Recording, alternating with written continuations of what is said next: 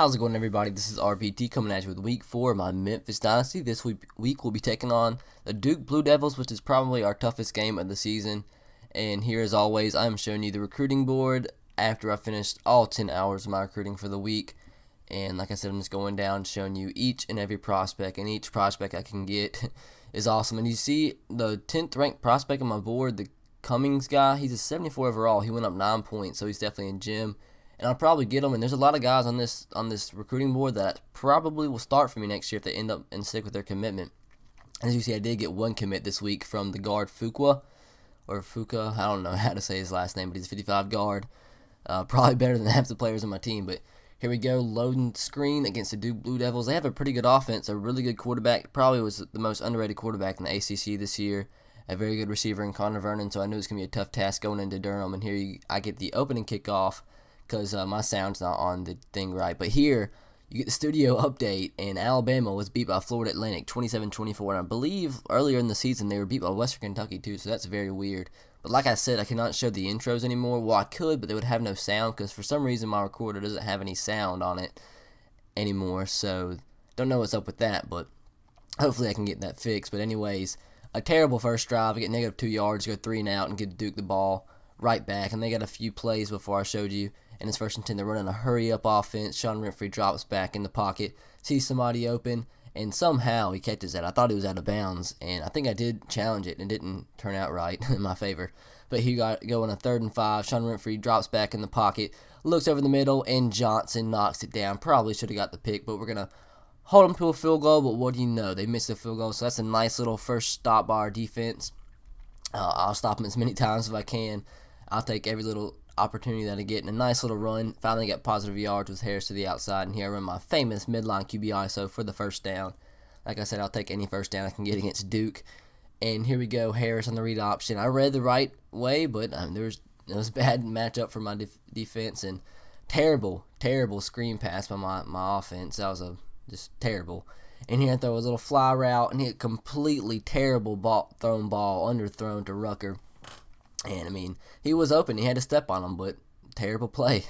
Terrible throw. And there we got a first down. Well, they got a first down. Sean Renfrey to number 17. Drops back, 2nd and 6.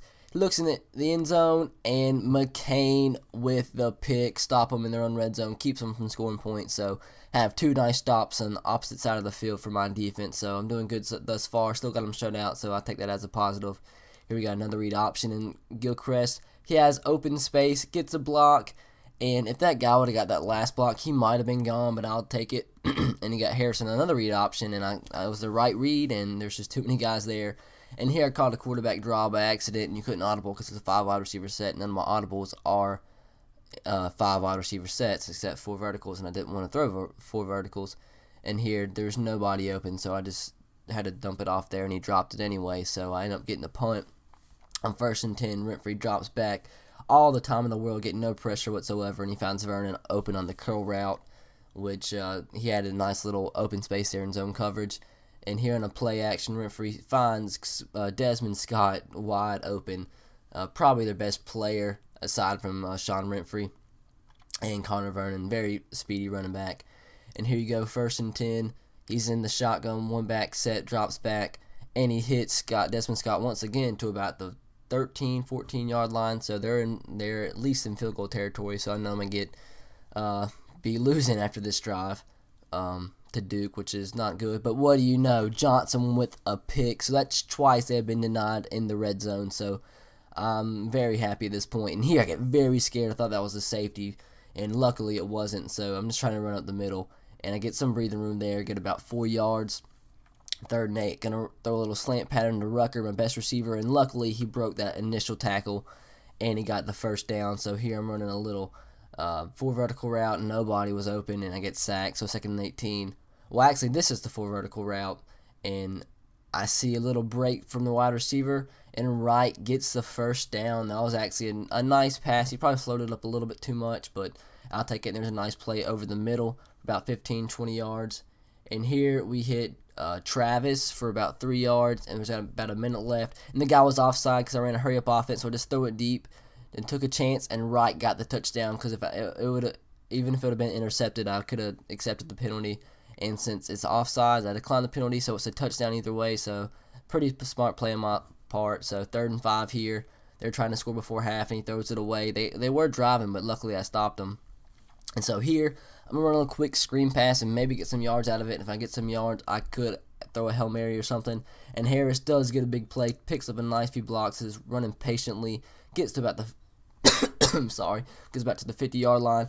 And here, X is wide open, and I throw it a little bit too late, but that was a terrible pass. He drops it, and it gets picked. That was so much bullcrap. First of all, should have been a touchdown because he should have let him farther than he did, and he didn't.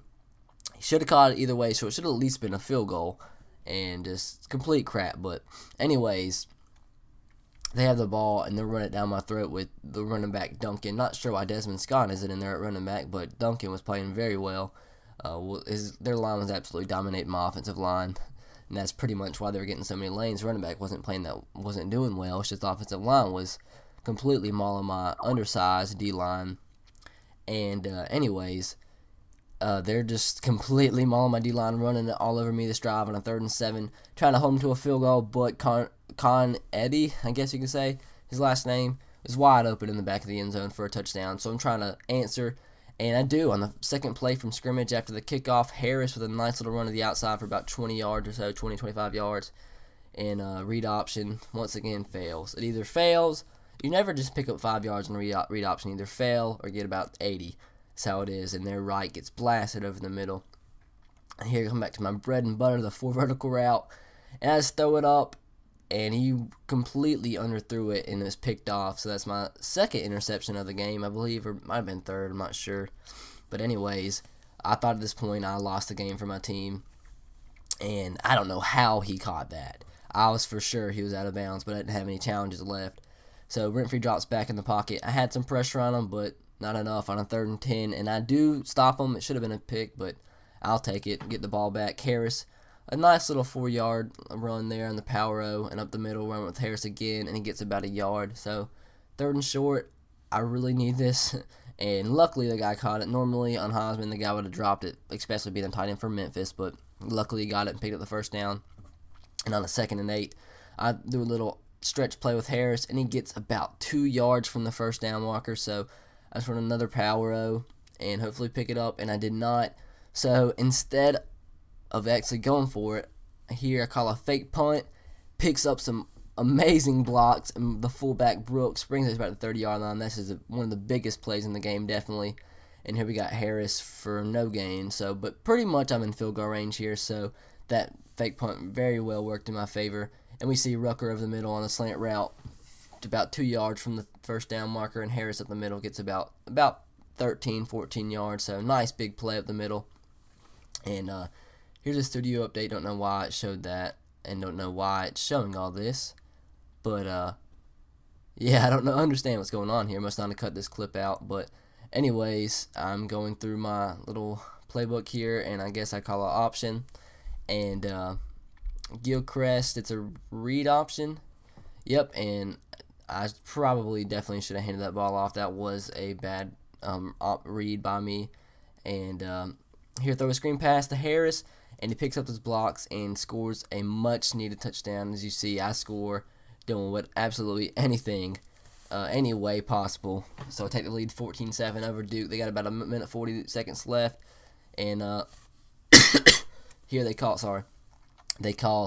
a hurry up. And here I get a nice little play. I blitz right into their wide receiver screen, and they run a hurry up here. And I'm pretty sure I can hold them because I've been holding them all game. But as you see, my corner is late getting over, and he hits Connor Vernon wide open. But I do not know what happens here. What do you do in that situation?